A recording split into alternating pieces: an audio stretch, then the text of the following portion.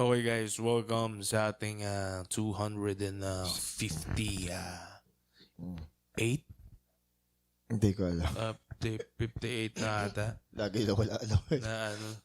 na episode. Dami na, no? So, hi po sa lahat ng mga nakikinig sa atin. Lalo na sila Ate Julie, yan. Lagi silang nakikinig. Tapos, nagma-my day sila. May pagkain. Ano ba naman yan? Nagugutom lang kami. Ano?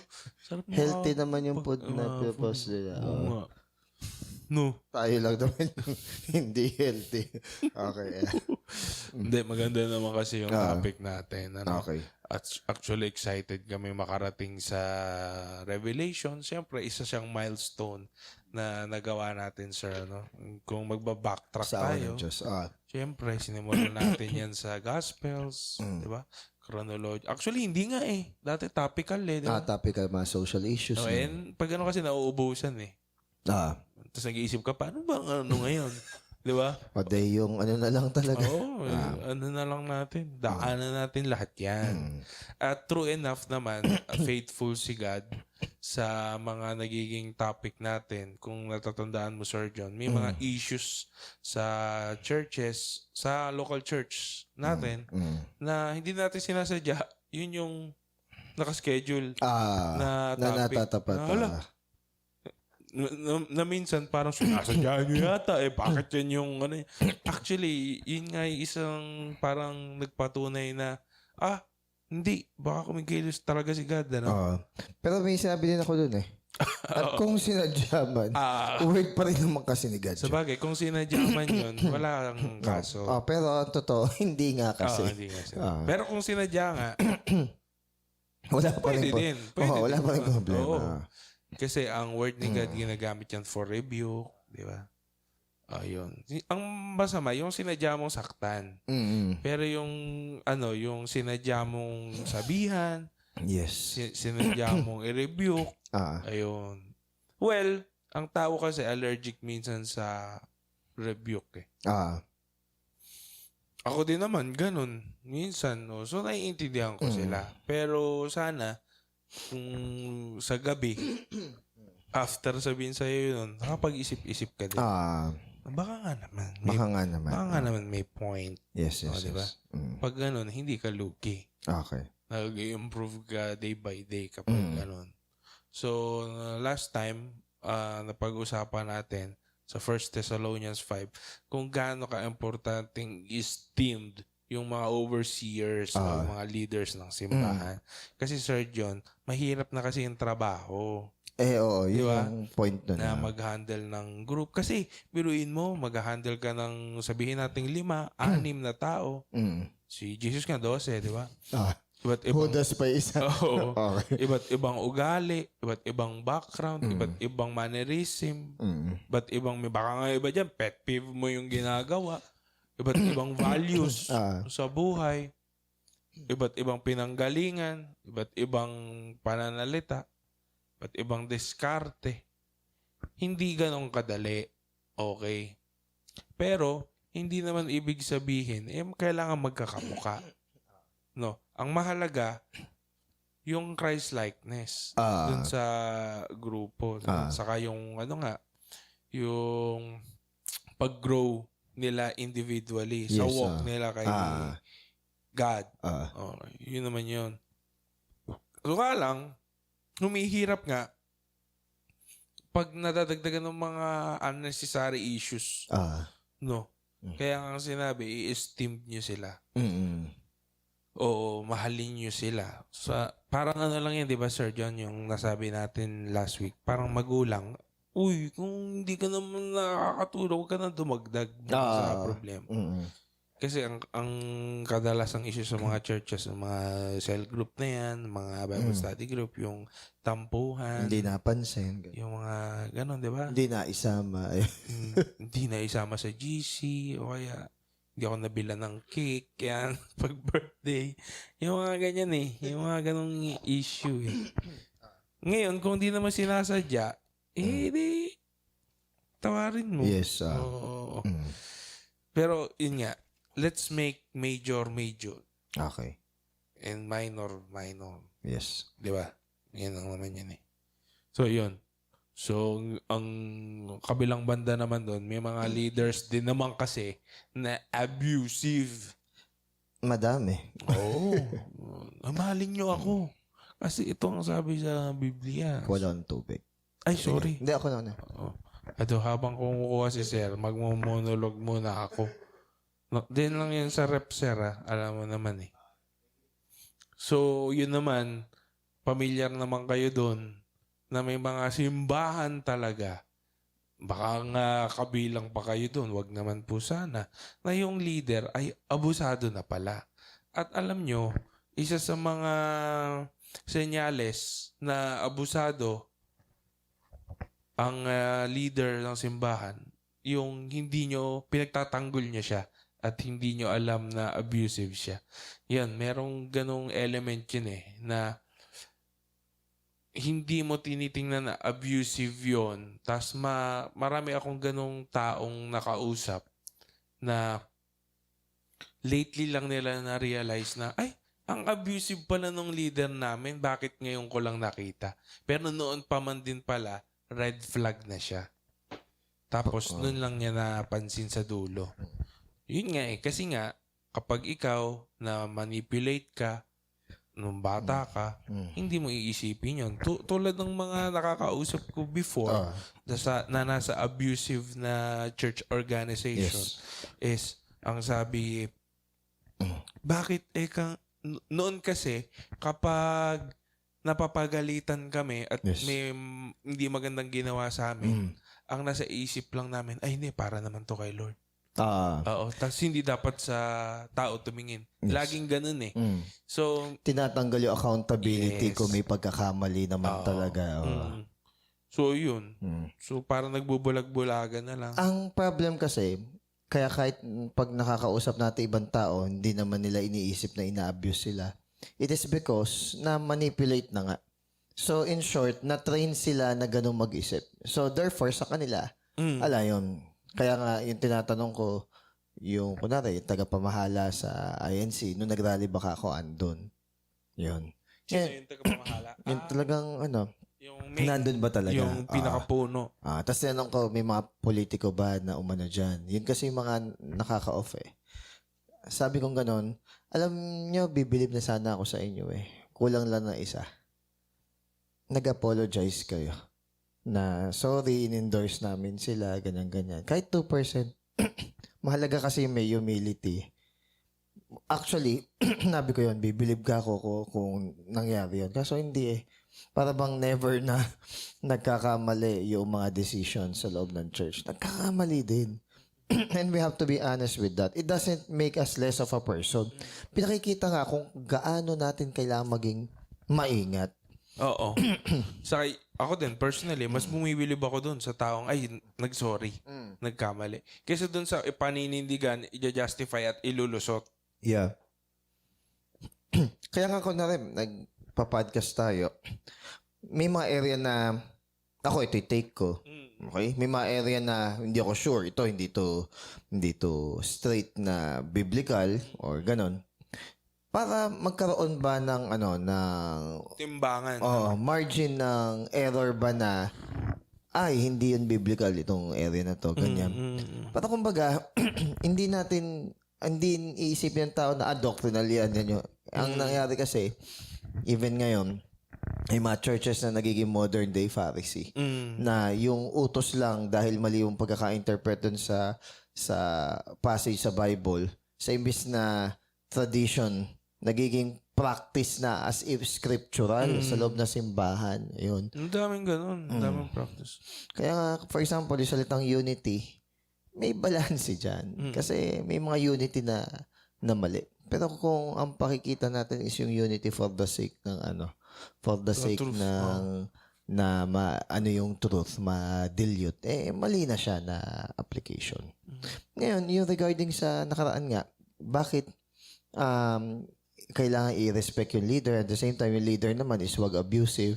Mapapansin mo dito yung balance ng relationship sa loob ng simbahan. Di ba yun nga, sa ano din, sa slaves may sinabi, sa masters Meron may sinabi, din. Oo. sa anak may sinabi, sa magulang may sinabi. Oo.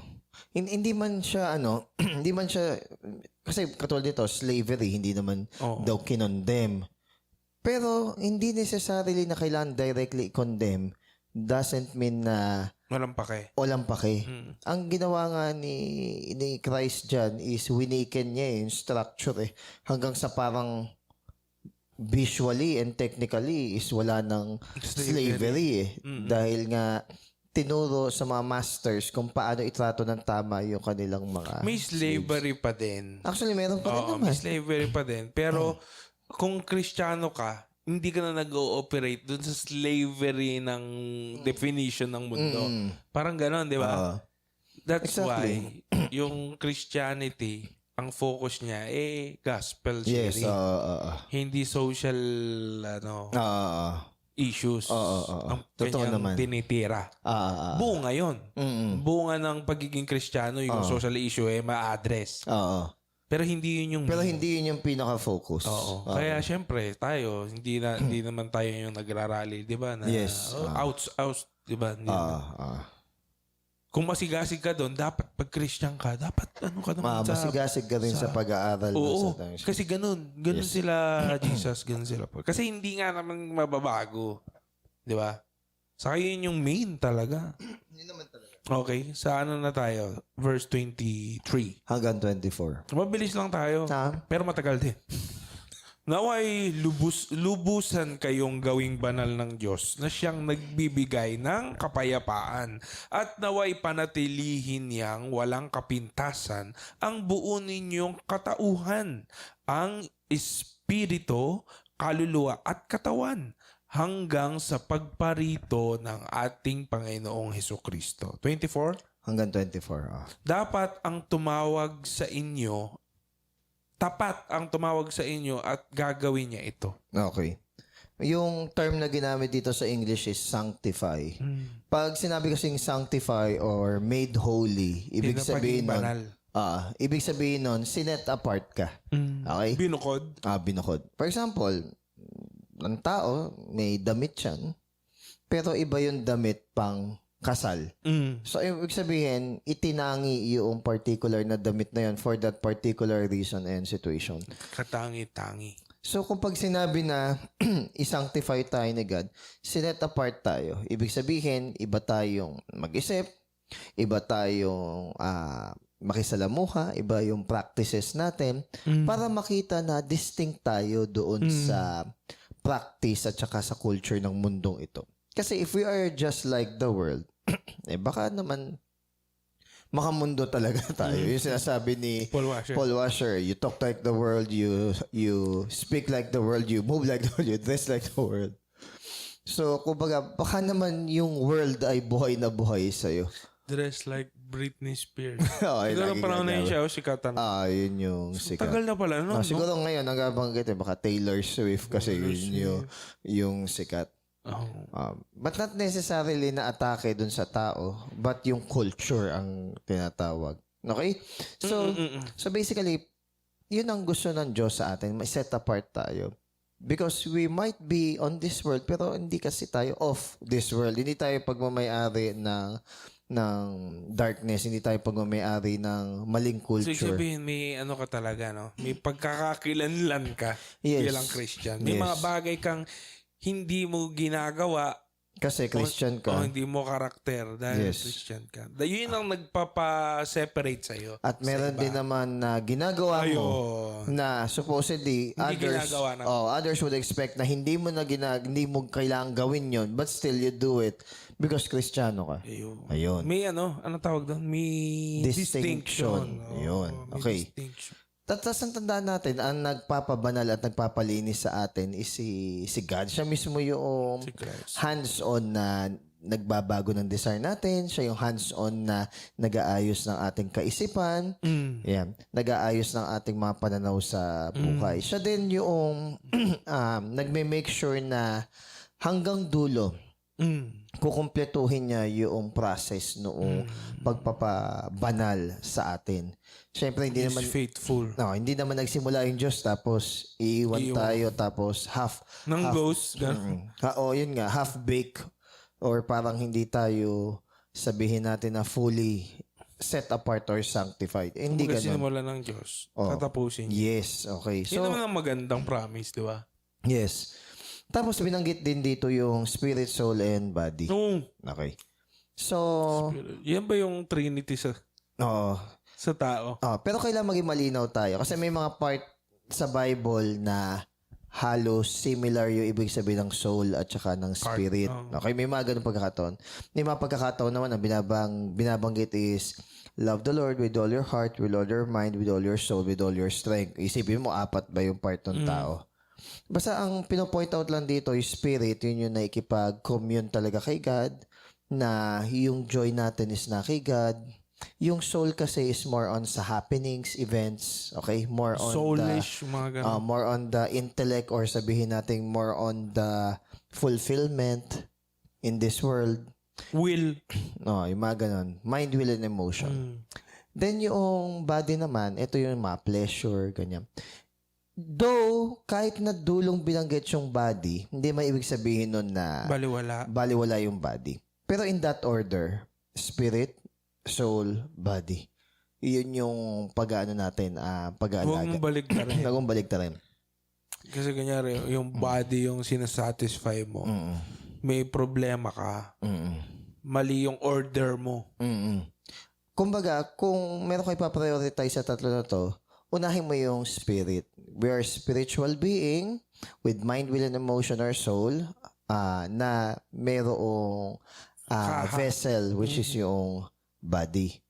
Pero that doesn't mean na ine-neglect mo na or demonize na agad yung lesser two. Hindi ganon. Kasi yung tatlo na to constitute yung ating pagiging tao. Ewan kung anong way of thinking yung kapag body is sinful. Yung body natin is trained sa sa sin. Anong religion yun? Yung alin? Yung kapag body masama na. Greek ba? Hindi ko alam eh. Kalimutan ko eh. Basta yung body natin is flesh kasi yan. Pinanganak. Alam mo yun yung fallen. lahat ng sa physical masama. Parang may sinabi na. Hindi ko matandaan eh. Baka Gnostics. Baka Hindi ko sure. Yung si Jesus daw hindi pinanganak in the flesh. Yata. Gnosticism nga yata.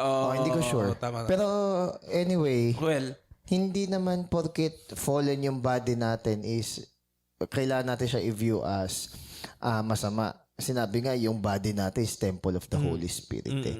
Pero yung body na to, yung physical body natin ngayon, hindi ito yung magiging actual or same component body in the future sa glorified state. Kasi fallen to eh. May nagkakasakit to. Tumatanda to eh. So, dapat yung order mo. Kasi kaysa naman ikaw masyado kang paligo dun sa katawan mo. Tapos bulok naman yung ugali mo. Sayang. Huwag ka nang lumayo. No. Yung ang ganda-ganda mo, maayos yung panamit mo, pero hindi ka nagliligpit ng higa. Mga ganun. Yun nga parang hindi akma daw. So, kumbaga, hindi akma doon sa character. So, hindi nagliligpit ng higaan. titignan mo rin, even sa, sa tabernacle, syempre, pinaka mahalaga doon yung Holy of Holies. Represent the spirit. Then yung inner court, our soul. Then yung outer court is yung body. Ganda nun, no? Mahalaga lahat. Pero may pinaka. Na pag pinahalagan may pinakamahalaga, yung mga susunod na order takes the place. Kaya sa klase, ang tinuturo ko, hindi time management. Priority management. Basta't na-hit mo yung pinaka-priority mo. Hindi na ganun kahirap sa'yo. Ano man yung maging number 2, 3, 4. Sineminar namin yan eh. How, yung sa priority matrix, gagawa ka ng quadrant. Kung ano yung dapat priority mo. Ganda yun. Tapos may nagtanong sa estudyante, Sir, paano to? Nag-aaral ako. Tapos, nagwo-work din ako. Ay, ngayon pala, nag-aaral ako. Tapos susunod, magwo-work ako. Yung priority kasi natin, hindi pa ako share sa spiritual. Yung priority kasi natin sa secular, nagbabago-bago yan. Kung estudyante ka, syempre, ang pinaka-focus mo dyan, studies, mag-aaral ka. Pero pagka-graduate mo na, doon nag-aaral ka pa rin, somehow, ang focus mo na dyan is yung work mo. Okay. Pero kapag Christian tayo, kahit lumipat pa yung work or study or whatever Yung na yan. arc mo sa buhay. Yung priority pa rin natin is si God tsaka yung will niya. Yun naman yung hindi nagbabago kapag Christian ka na. Ngayon, pag hindi nagbabago at Christian ka na, ang dali na lang i-adjust yung second, third, fourth, fifth. Mag-away-away na sila doon. Pero kung Christian ka, mai-handle mo naman yan kahit papano.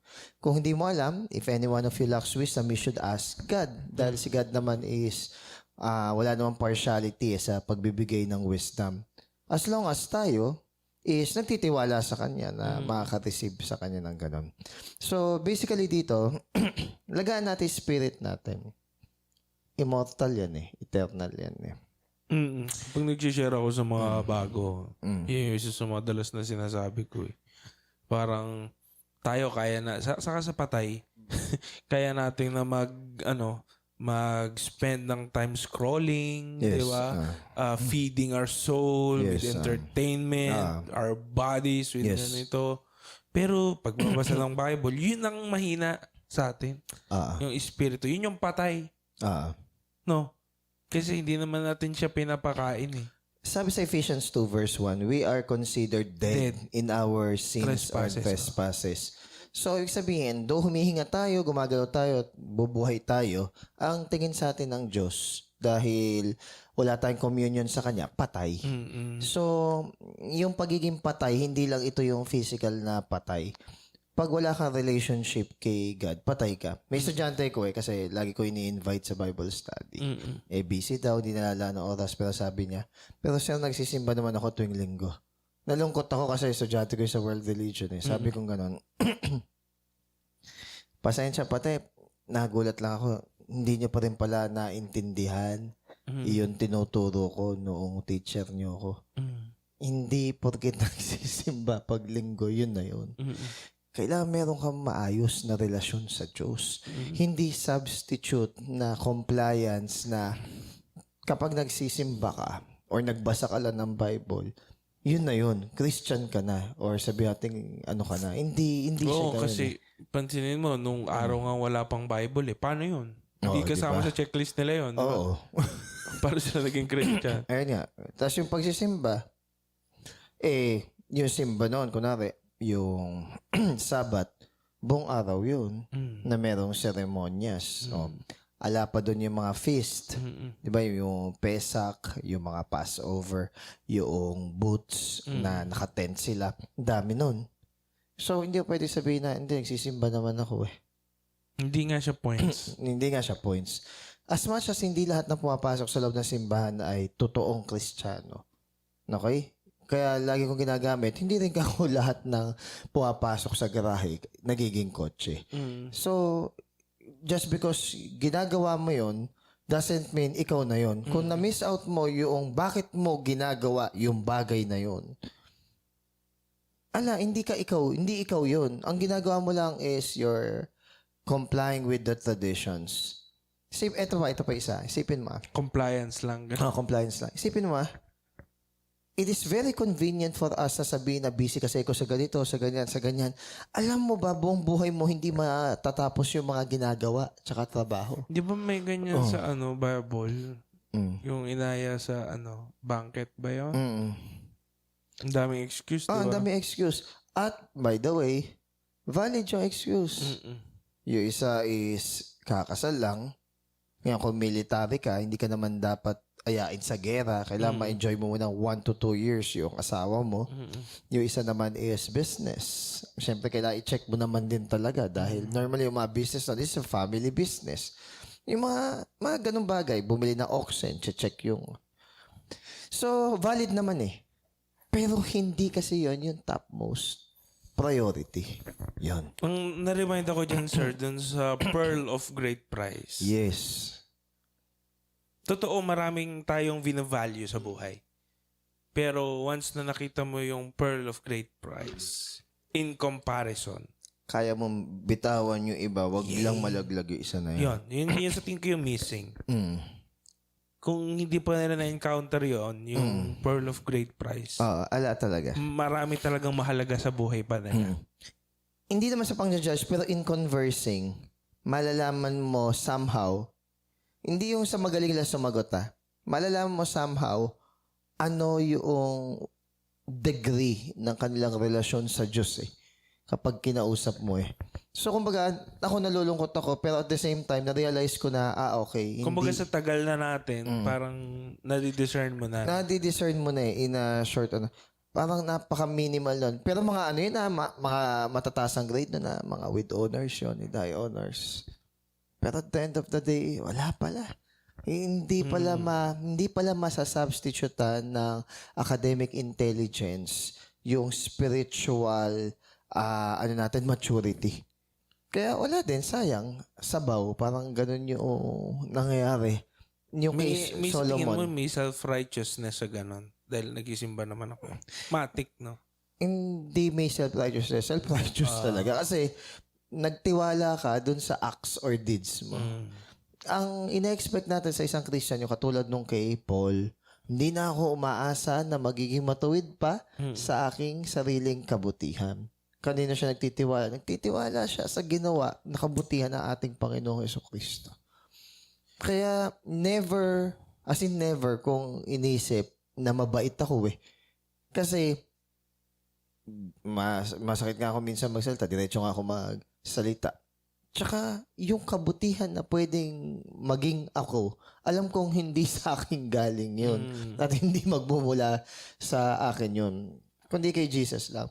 Tapos iyayabang mo pa kung ano yung mabuti mong ginawa. Walang ang bilang yun. Kung di ka nga niligtas ng Diyos, di ka humihinga ngayon So, dito, kung babalikan natin to close this part, yun ang i-focus natin.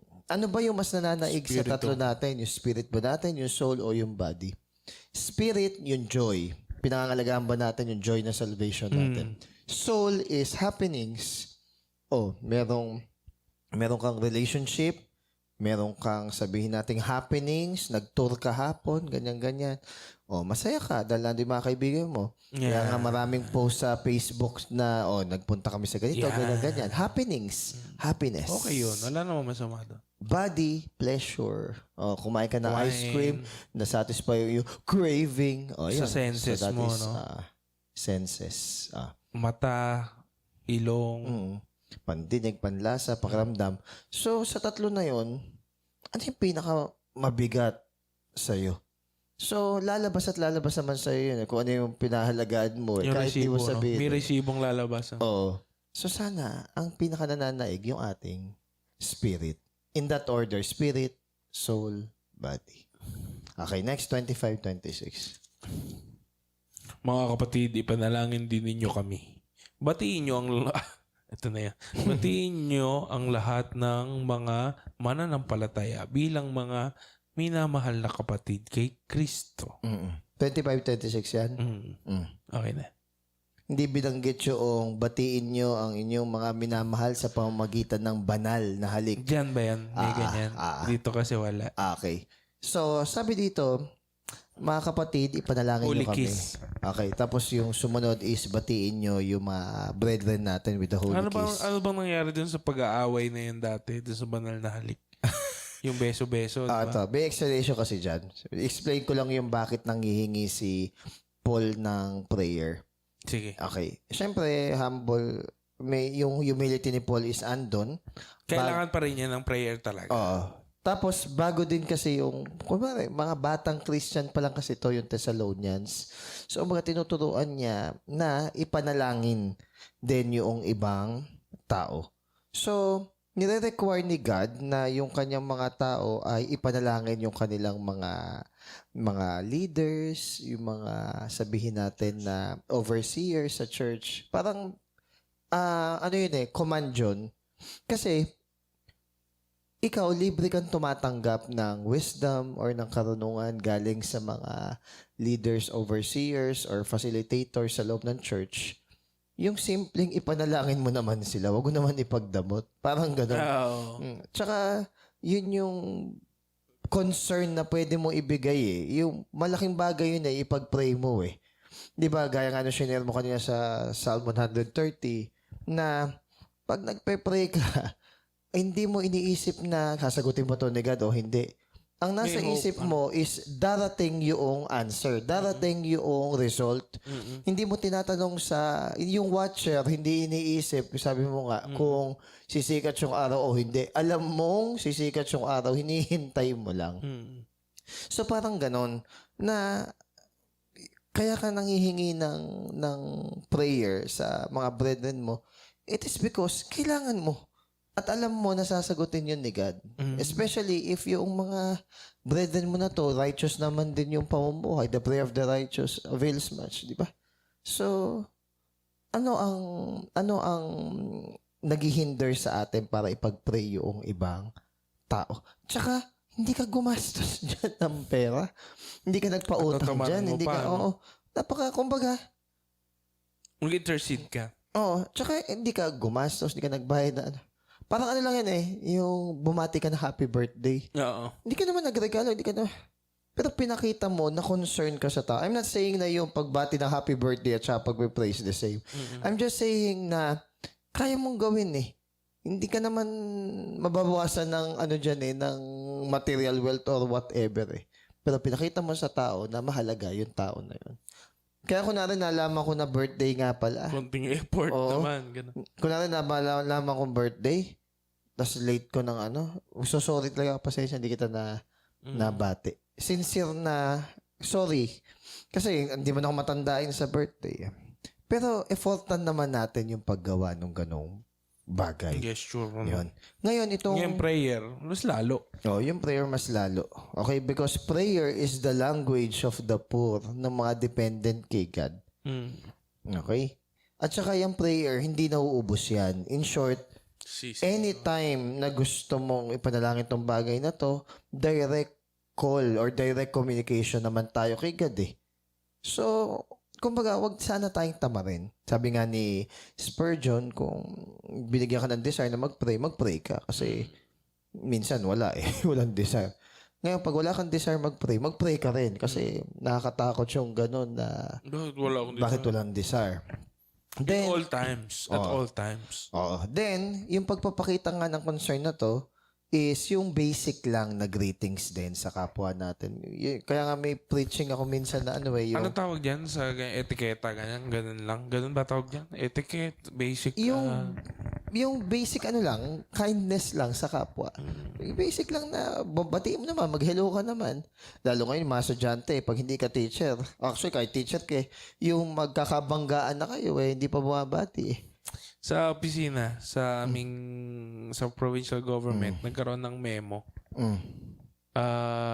Ang official kasing bati ng Service Excellence, Filipino Service Excellence pa, parang ganun, FBSE.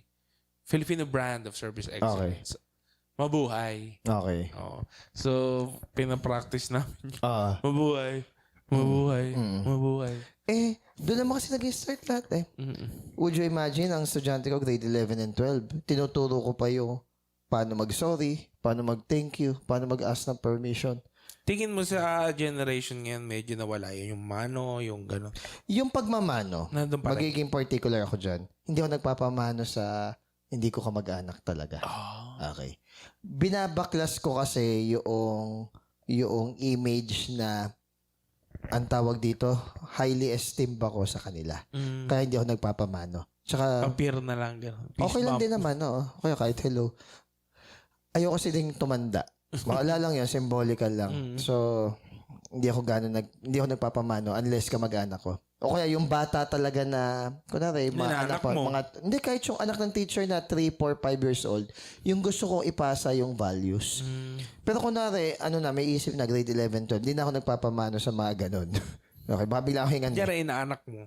Pag inaanak ko, oo. Pwede. Pahingan ako ng pera eh. Ngayon, Lalo nung papasko. Pero itong tatlong mahalaga, magpasalamat, mag-sorry, at saka mag-ask ng permission. Excuse. Ganun. Lagi yan. Laging tinuturo. Kahit na kunwari, pinagsabihan ko, hindi nag-sorry. Po-point out ko yun. Kahit magiging panis yung pagsasorry niya kapag sinabi ko. Kahit magiging walang value yung Kahit pagsasorry lipas niya. Kahit lipas na, sabihin ko, may sabihin pa ba kayo? Wala na, sir. Hindi man lang talaga kayo mag-a-apologize, ano? Ay, sorry, sir. Very good. Sabihin ko pa talaga yon. Ngayon, awkward yun. Pero sinabi ko naman sa kanila na di baling magsakripisyo na ako na awkward na magde-demand ng thank you, sorry, at saka ng asking permission para Kasi matutunan after nyo. nung klase ko, i-apply nyo na. Marunong din kayo bumati sa mga teachers kahit hindi nyo kilala. Mga utility, batiin nyo ka ako kahit nasabihin natin na hindi nyo sila ka-close or hindi malalim yung relationship nyo sa kanila. Batiin nyo. Pagiging decente ka ako yun. Okay? Ngayon, balik tayo dito sa greet the brethren with the holy kiss. Kung si Paul andyan, siya ibabati. Okay? Tapos ang time kasi na to, magkahiwalay lalaki at saka babae. Yes, sa culture ng mga Jew, bumebeso ang lalaki. At yung babae, may beso din sa kapwa babae. Okay? O diba sa Pilipinas din naman may ganun? Sa mga social nga lang. Oo, sa mga social nga lang. Ay! Ganun beso. O, diba ganon-ganon? Actually, yung holding hands nga may mga part ng mundo na normal lang naka-holding hands Cultural. yung cultural sa lalaki May mga makikita kang painting na magkahawak ng kamay yung kunwari isang general o ganito, ganyan. Ay, wait. Merong picture, pinakita yun si Quezon. Si diba? Quezon. Si Quezon, parang kahawak pa niya ng kamay si Si Aguinaldo Aguinaldo. na pinakikita na good sila, friends sila. So, ibig sabihin, wala naman supposedly mali siya sa ganun Naging issue na lang nung eto na. Nung ang nagbebeso-beso o nagpapalitan na ng holy kiss is yung lalaki at saka yung babae. Ayan. Okay. Noong time na to. Kaya yung Naging ibang mga issue. church, naging issue yon, inalis na lang. So, since this is a practice, hindi naman siya necessarily doctrine. Okay? Kung sa tingin natin na hindi yung holiness ang na-amplify doon sa action na yon, it's better na alisin na lang. For example, yung ginawa ni Kuya John na nagkakaroon ng problem na nagpapagalingan na lang doon sa paghahanda. Pagluluto. Inalis na lang niya. Kumakain ng oras. Oo, gano'n. Wag na lang. So, yun yung point doon. Simpleng pandesal na lang. Mahalaga yung fellowship. Pero yung holy kiss na yan, mainam yan in terms of, yung essence yung sasabihin Yung ko, essence. hindi yung literal Hindi yung na letter. Okay. So, ang essence na maganda doon is, meron kang pakialam, may concern, merong intimacy between your brethren. Hindi siya yung, Passive. tsaka hindi siya yung kasama mo lang sa church. Hindi siya ganun Kayo yung church mismo. So, ang baga, community kayo, may pakialam kayo sa isa't isa. Merong friendship, merong bond doon. Kaya nga, ikaw ba iaalaw mong bumeso sa yung sa kanila nga, yung sumama ka lang kumain Ano yun sign ng friendship yun Kaya yun yung reason bakit hindi sila, yung mga Jew, hindi sila nakikisalong kumain sa mga Gentile. Because that is a point of association. Mabigat kasi. So ganun din sa beso. So, kumbaga, naging issue na lang nung opposite sex yung kiss. So, nagkaroon ng malice. Gano'n naman talaga sa, gano'n naman talaga sa mundo Yung to the pure, all things are pure, but to the corrupt, lahat talaga is corrupt. So, pag hindi na holiness ang na-amplify, yan. Ngayon, since nabanggit ko na yan, kapag meron ng ibang meaning yung paghalik mo dito, I'm speaking of this culture, it's better na wag na lang. Okay? Ngayon ba, ano bang mga equivalent niyang practice? Siguro yung pagbati na lang. Pero sa ibang lugar, nagbebeso pa rin naman sila sa ibang lugar. Kumbaga, tinitignan din ano yung culture ng bansa na yun. Ano ba yung mga kultura na kailangan ng alisin? Sa Pinas o sa church? Pinas. Kultura sa Pinas, yung ipinapasa sa anak yung nabigong pangarap ng yung ginagawa insurance yung anak. Isa yun. Ano pa ba? Yung lagi ipapasa sa single kapag may problema yung married. Na kapatid. Ano pa?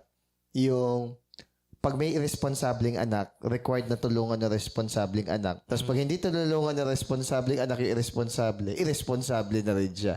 Yung mga ganong culture na nire-reward natin. Yung nire-reward natin yung mga tamad pero yung mga responsible, mas lalo natin pinahihirapan. Ayun, yung mga ganon na culture. Meron pa, yung sa simbahan is sabihin nating yung mga legalisms sa loob ng simbahan. Ayan, yung mga ganong bagay. Ano pa ba? Yun lang naman, yung natatanda ko. Napapansin ko. Kasi yung iba kasi common sense na huwag gawin eh. Pero, may mga tao na kulang sa common sense. Yun din na napansin ko. Sa estudyante ko, may mga demanding pa eh. Ang sasabihin ko is, sige, rephrase natin yung pagkakasabi mo. Ganun yung ginagawa ko. Rephrase natin pagkakasabi mo. Ganito siya mas tamang sabihin. Okay? Kasi may mga estudyante na nakalimutan nila na teacher yung kausap nila eh. Kaya yung parang tropa lang yung kausap. Tas demanding. Ipaparephrase ko. I think hindi siya parang outright na gusto kong lang bastusin eh. Hindi lang sila aware. Hindi sila informed. Kaya ituturo mo sa kanila. Ayun. Last, 27 to 28. Last na pala tayo. Ito na, 27 to 28. Inaatasan ko kayo sa pangalan ng Panginoon na basahin ang sulat na ito sa lahat ng mga kapatid. Sumayin niyo nawa ang kagandahang loob ng ating Panginoong Hesukristo. Okay. Alam naman natin na yung ending lagi ni Paul sa mga letter niya is yung grace ni Jesus. Okay? Ay sumaatin. Actually, even sa Revelations, and the grace of God be with all God's people, or and the peace of God be with all God's people. Pero may particular dito, sabi, I charge you by the Lord that this epistle be read to all the holy brethren. Kasi may mga tao na pinipili lang naman talaga nila yung gusto nilang basahin eh. Sa sa libro o sa Bible. Yung iba yung kung ano nila gusto nilang pakinggan. Ngayon, isa siguro sa purpose dito bakit pinababasa ng buo ito. Ang gusto ni Paul, since bagong church ito or sabihin nating bata pa lang. Maturuan maigi. Okay, maturuan maigi. Malinaw sa kanila ng maayos yung mga katuruan, yung mga doctrines, ganyan-ganyan. So, kumbaga, ginaguide niya. Then, sabi dito is, since 1 Thessalonians ito yung unang letter, mainam talaga na ma-establish yung mga doctrines and practices na gawin sa church. Kaya public yung pagsasabi. Ngayon, hindi lang naman siguro isa yung church dito. So, yun din yung babasahin sa iba. Para same lang din ng message. Meron kasing pagkakataon na kapag paiba-iba yung salin-salin na ganun, medyo nadadagdagan na babawasan eh. Pero kung meron lang letter na nakasulat at yun lang din yung babasahin mo susunod, consistent yung message. Kaya sa atin, as a Christian, kunwari, nanggagaya yung church. Lahat naman tayo, ginagaya lang naman natin yung word ni God, yung turo ni God. So, dapat hindi issue yung nanggaya. Walang pride sa originality. Oo. Hindi nga dapat tayo original sa word na sinishare. Okay? Siguro sa illustrations, whatever. Pero kung doesn't matter kung gayahin, kopyahin, o anuhin yung sinishare. As long as yung message is the same. Yes. Ano pa dito? Since si Paul hindi present, letter niya, gusto pa rin niya na yung impact at saka yung intimacy ng letter towards sa Thessalonians is parang andun siya. Kaya pinababasa niya ng buo yung letter. Ano pa? Paul wanted to make sure that the church heard the letter firsthand. Hindi yung sinalin lang. Ito sinasabi ko kanina. Tapos, ayaw din ni Paul na ang pakinggan lang ng mga tao kung ano yung sikat na issue doon time na yon. Magiging chismisan ang dating. Oo, magiging chismisan yung dating. Siyempre, yung mga tao, yun yung Oo. Kunwari, ano kaya sabi ni Pope? Ano kaya yung ni Pope? Yan, mga ganun. Ngayon, yung huli, the grace of our Lord Jesus Christ be with all God's people.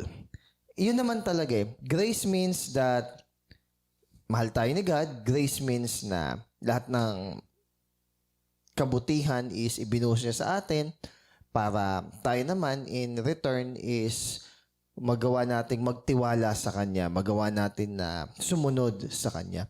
So appropriate talaga na yung unang letter ni Paul sa mga taga-Thessalonians ay full of love, encouragement, instruction, and grace. So whatever man yung gustong sabihin or i-remind sa atin ni God, maisa-sum up natin yan sa word na grace. Yung love ni God is nakabalot sa grace. Yung encouragement, correction ni God is nakabalot lahat sa grace. At kung alam din natin na itong church na Thessalonians, hindi naman siya particular na may issue yung Thessalonians na ito yung ginawa nilang mali, kaya siya sinulatan eh. Hindi eh. Kumbaga nagbibigay siya ng instructions sa kanila para mag-mature kasi nga, bata sila. Paano dineliver paano dineliver yung unang letter? It's by grace. So, ganun din sana tayo sa mga bago na sinisharean is we seasoned our speech and conversation with grace. Hindi yung hindi yung pagiging people pleaser. Grace in terms of Dahil bata sila, di ba? grace in terms din na alam natin somehow or we understand somehow kahit di naman Tayo natin din. feel na tayo din nanggaling sa ganon or saan sila nanggagaling. Yun. May empathy ka na kahit Yes, paano. okay. Ano kaya ang mangyayari dun sa part 2? Oh, yan. Oo. Abangan. Yun, di ba? Kung ganito ang part 1 at ang First Thessalonian, ano naman kaya? Bakit mangyayari kailangan pa ng pangalawang letter? Sulatan. Ano kaya ang ating matutunghayan? Abangan. Okay. Next episode Again. sa Second Thessalonian. Yeah. Tama ba? Tama. Tapos Timothy na. Yes. Tapos Malana. Sige. Thank you. Guys, bye. Bye-bye. Ayun, yung Timothy, dalawa